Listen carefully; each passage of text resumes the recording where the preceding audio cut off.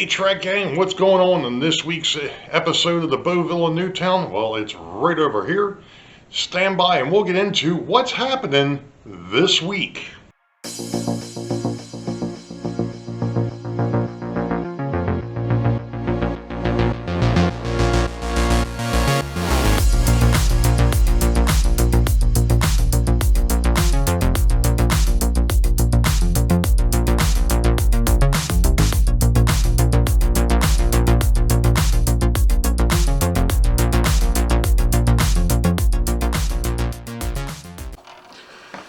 Well, hello Track Gang, and welcome to episode 5, or what will be episode 5. It happens to be February the 4th of 2024, and like I said, this is episode 5 for 2024. I'm going to start off here, before I get into what I'm going to get into, with some observations. Let's put it that way. There's been this thing floating around YouTube, I guess. There's a couple things that I'm going to touch on here, and it's just me. Let's put it that way.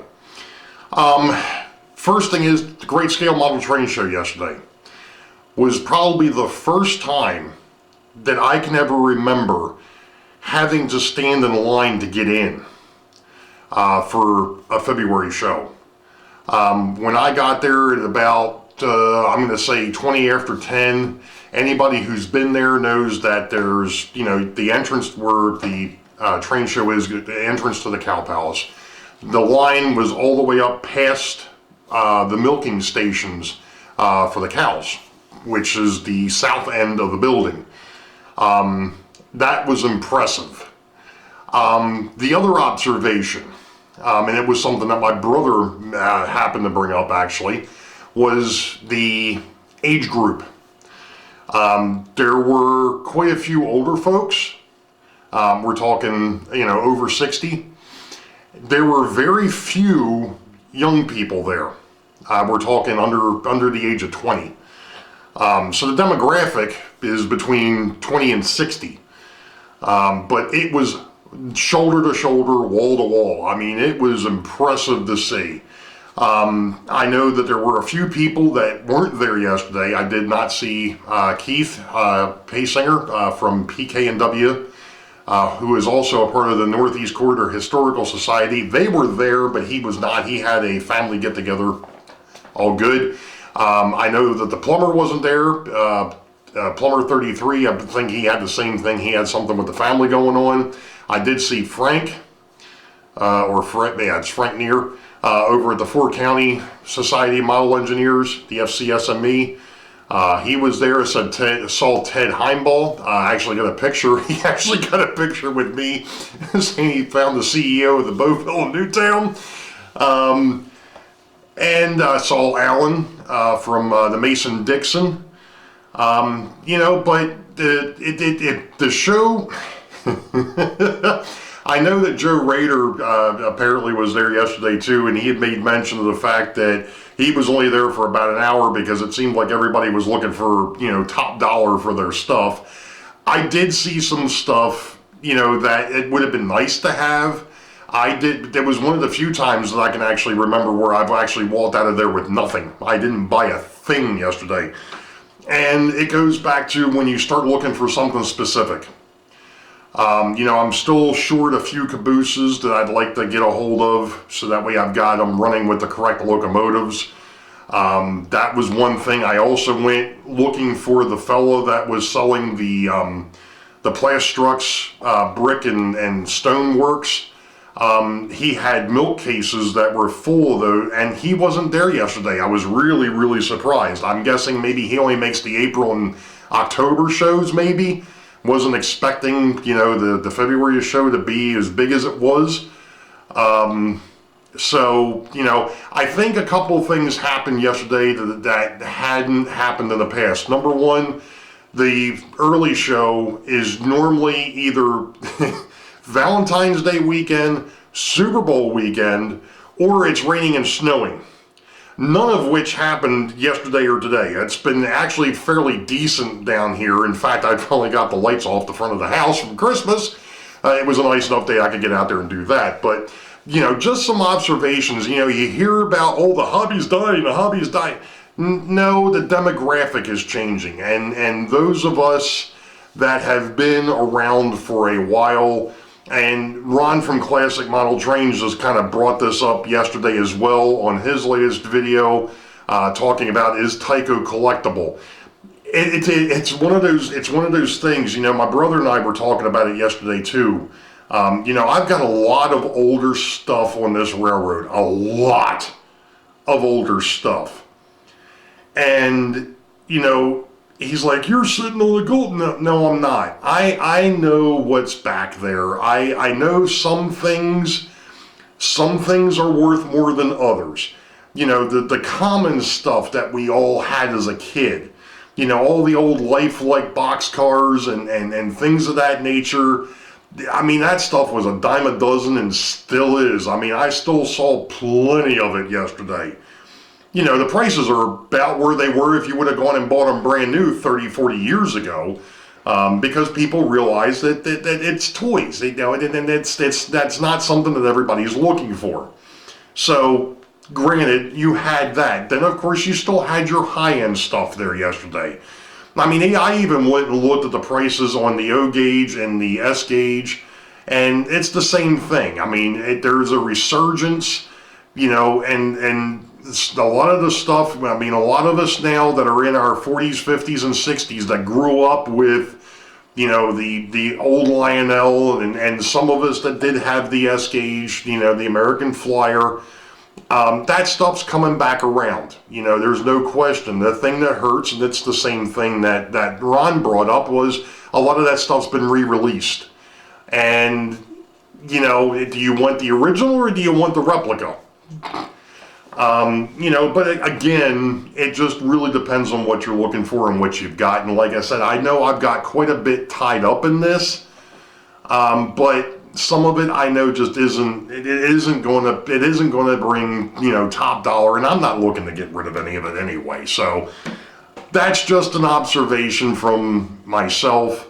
You know, you can sit there and say what you want and however you want, but to me, the demographic's just changing, and if you are wanting to get back in, to me, there are still the starter sets. There are still deals out there to be found. You just have to know where to look and know what you're buying. And that's basically with everything. I don't think it's unique to us at all, to the hobby at all. It's everything. You know, you've got to know what you're in the market for. Enough of that. The other thing is I know that YouTube has obviously been making changes again. I've been missing notifications and things of that nature.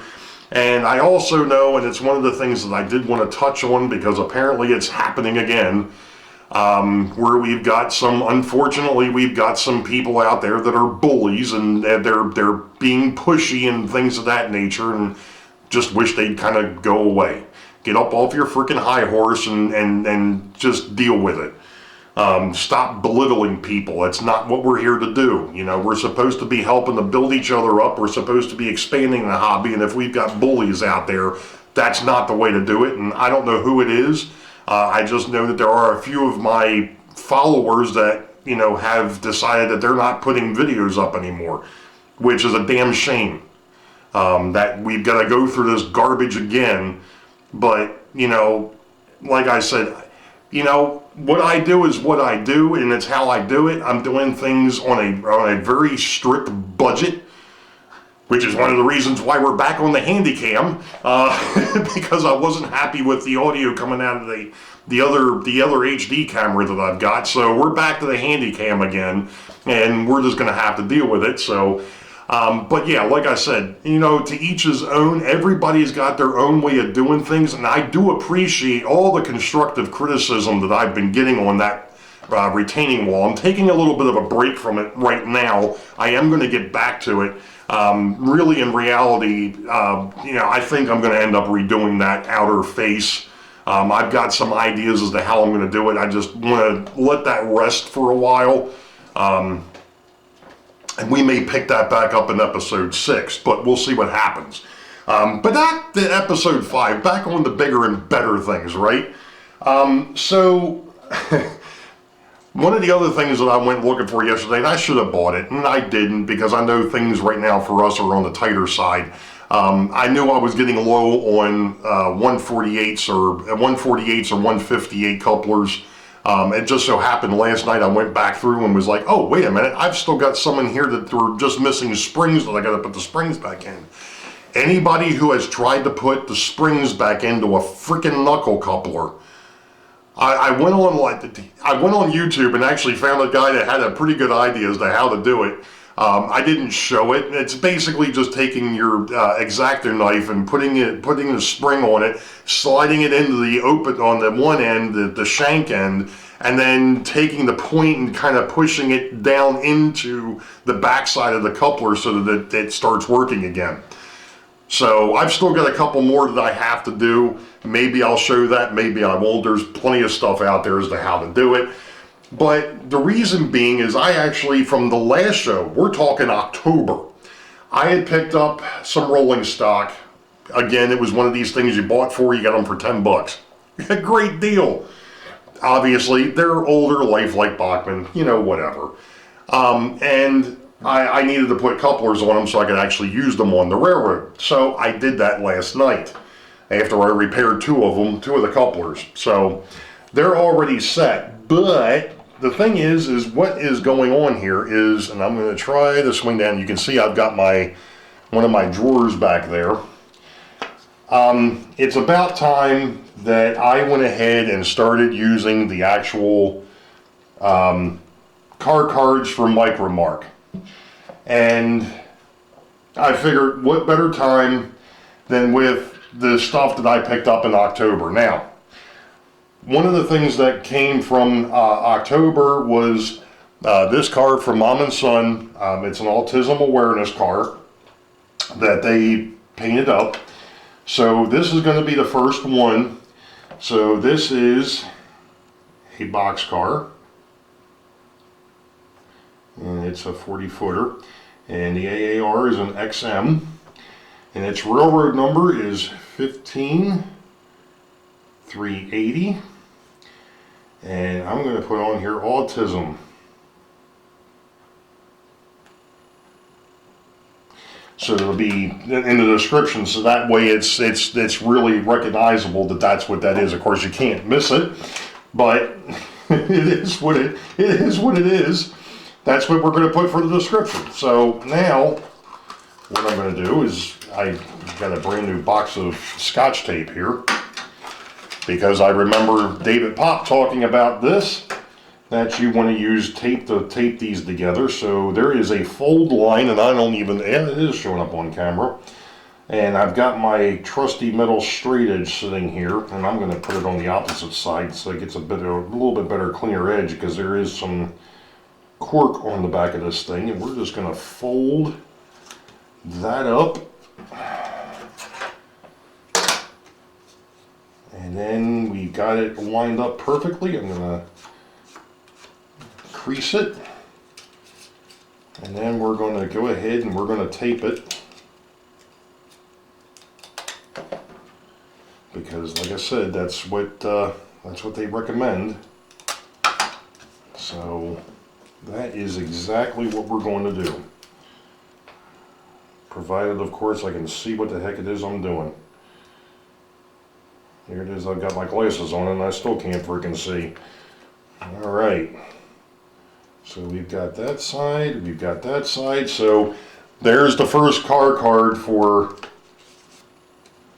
the railroad, the right type. So now that car can go in service, and that's actually going to end up down at Boeville Yard for the time being. I'm going to go ahead and put in some, I'll put in some way bills for that one. And then of course I've got my Boston and Maine gondola and an Illinois terminal gondola. That'll be the next two cars that will get the brand new car cards. Now, the reason why the drawer is sitting over here is because of the fact that all these cars are box cars, refrigerator cars, and more gondolas. These because their locals have way bills.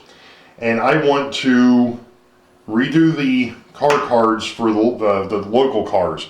So that's what I'm going to basically do for the time being, is we're going to go through and do some cars, and I'm going to stop here and we'll come back later.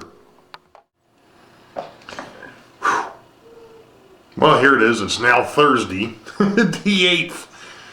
And I just got done putting together over 200 car cards for the railroad.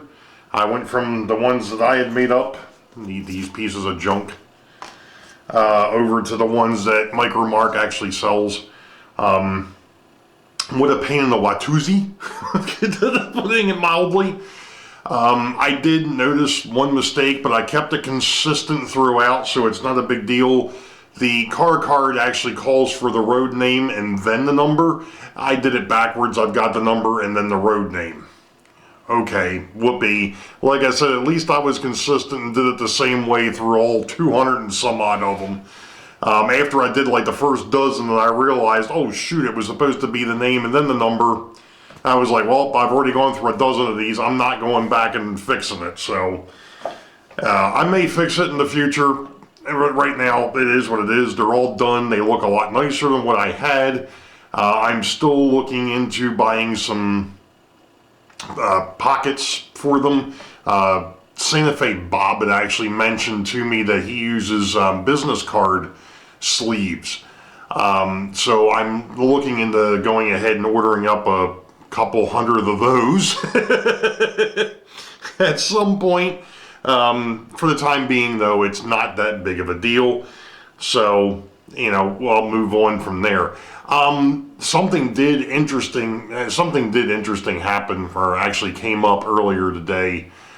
Jimmy over at the DIY and Digital, we've had this whole discussion going around the hobby about, is it dying, is it going away? And, like I said earlier in this video, I don't think it's going away. It's just that the demographic is changing, and it's funny. I look back on it because years and years and years ago there was this odd store called Sears, and the way that they got started is they got started as a catalog house, and then they went over to brick and mortar, and now they're gone. But now we're back to online. Now it's online ordering. It isn't catalog ordering, but it's the same type of deal. I'm talking off a little bit off of the model railroading, but for everything. I mean, now you can go ahead, go online, order something, and it'll be at your front door. Groceries, whatever you need. For those folks that don't want to go out and so on and so forth, fine, whatever. I'm still one of these old school folks. I've got to go see it. I've got to take a look at it. I've got to scrutinize it. I've got to investigate it. I'm not one of these people that can just go online and buy something. It just doesn't work for me. But I find, but that's what's happening here. Like I said, back in the day, everything was done by catalog. You got a catalog, you ordered it, it showed up at your front door. Then, of course, then they came up with the brick and mortars and so on and so forth, and now we're back. Now we're doing online, which is basically the new age of catalogs. And, of course, then again, in model railroading, we've all probably been ordering from catalogs for years, especially if you're doing it from Walthers. So it's no different. The thing that has happened, of course, obviously, we all look at it now, and the entry level that we had as kids or as young adults, inflation and everything else has happened. And if you take a look at what's out there now on the low end, it's a little bit more expensive than what it was when we were buying it as kids. But if you factor, 40 some plus years in, yeah, okay, I get it. One of the things that he brought up, and the reason why I wanted to touch on this real quick, is I happen to think when I was a kid growing up in my grandparents' house, and I mentioned this in his comments, I had this, and I forgot who made it. Those that are my age may remember it. but they had this gray or gray silver plastic track and these plastic locomotives and cars that you twisted together. In other words, the coupler wasn't an actual coupler. There was a hole in the back of the locomotive or the car, and you went ahead and you stuck and you twisted it, and it didn't come apart, or it wasn't supposed to, of course, unless you sat there and really pulled on it. But at any rate, I can remember as a kid messing with that for hours, because you could take the track apart, put it back together, take it apart, put it back together. In my grandparents' dining room, I remember that thing going all over underneath the dining room table, because we didn't use the dining room table except for at Easter, Christmas, and Thanksgiving. Well, we didn't even use it for Christmas. It was Easter and Thanksgiving. That's where, we did those holidays. But, for the most part, that was the thing. These little plastic locomotives and cars, like I said, I spent hours between that and, dare I say, Lego, and Lincoln Logs and the old metal erector sets. That was our thing. That was our thing back in the day. Creativity. And of course, now look at what we're doing now, or at least trying to. So I'm going to leave it with that. You all know the deal. Wait for the high ball. Green tracks ahead. We'll catch y'all next time. Be safe. God bless. We will see ya.